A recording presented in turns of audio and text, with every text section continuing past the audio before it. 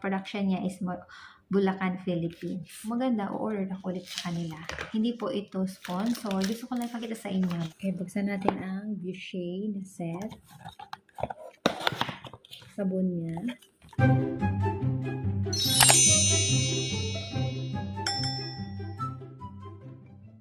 Hey everyone, this is me, April again. So, meron akong binuksan ko na siya, unbox na package from My Care Kit. Yung ano siya dito, yung online na Filipino goods dito sa based in US. So ito yung aking in-order.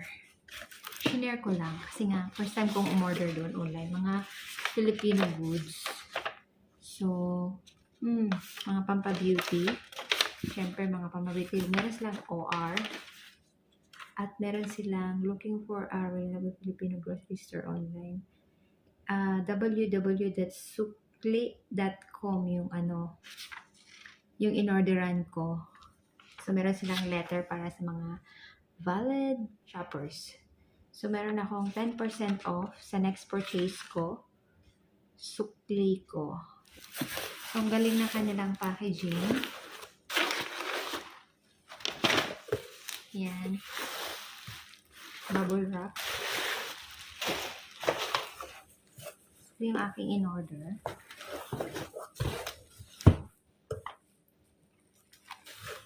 Boucher Skincare para magwapata. Dalawa yung in-order ko. Yan. Tapos,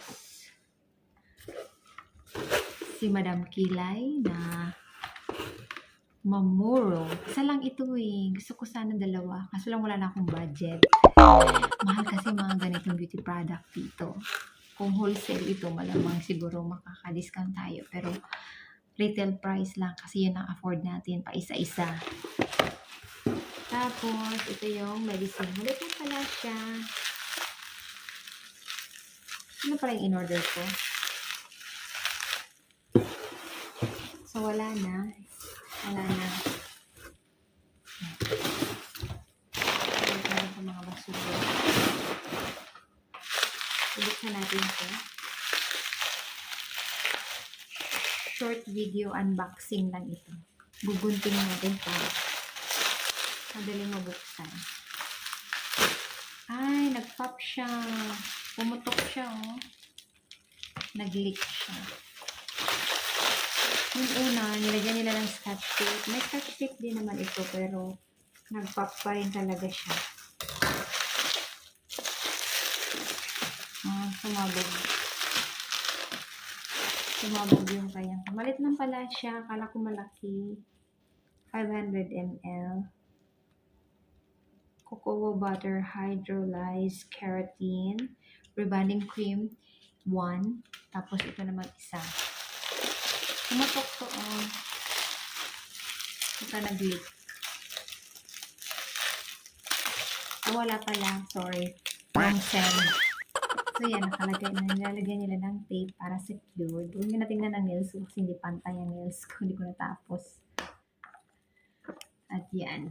So, ito ay Bremond Performance Premium Series. Hindi ko na nagagamit pero marami akong napanood na magandang review dito. Ito ang brand na to or ang klase ng medicine na to for rebonding is for the treated hair. Like, example, yung buhok ni client is sobrang na-bleach, sobrang na-color, ganon. So, ito yung gagamitin natin pang rebond. Medyo kamahalan siya, pero wala tayong magagawa eh. Wala tayong supplier dito, kundi ito lang. So, yun. So, ito ay from Philippines na mga products. But this one is made in Bulacan. Bulacan, Philippines. From production niya is Bulacan, Philippines. So, titingnan ko kung maganda ang result nito sa magiging future client ko. Tapos kung maganda, o-order ako ulit sa kanila. Hindi po ito sponsor. Gusto ko lang pakita sa inyo na I got ganito yung laman ng kay Mamuro, kay Madam Kilay. May sabon siya. sunscreen, at saka toner. Dalawang morning and night na sunscreen, at saka dalawang morning and night na sabon. Pero yung gagamitin ko, itong muna. Okay, buksan natin ang Boucher na set. Mas pinalaki yung sabon niya. Dalawa ang toner, cleanser at saka toner. Tapos meron siyang SPF, rejuvenating cream, Age Easier cream, exfoliating cream, tapos meron siyang malaking sabon. So yan, mas pinalaki. 46246. 6 yung kanyang laman sa isang box. So ito yung sa Boucher. Pero yung kay Mamuro, 4 plus 1, 5 lang siya. Ito yung pinakabago na product ni Madam Kilay.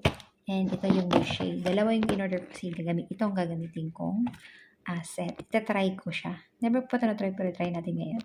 So that's all, guys. Thank you for watching my unboxing. And I hope you do like and subscribe this video. And see you on my next vlog. Bye!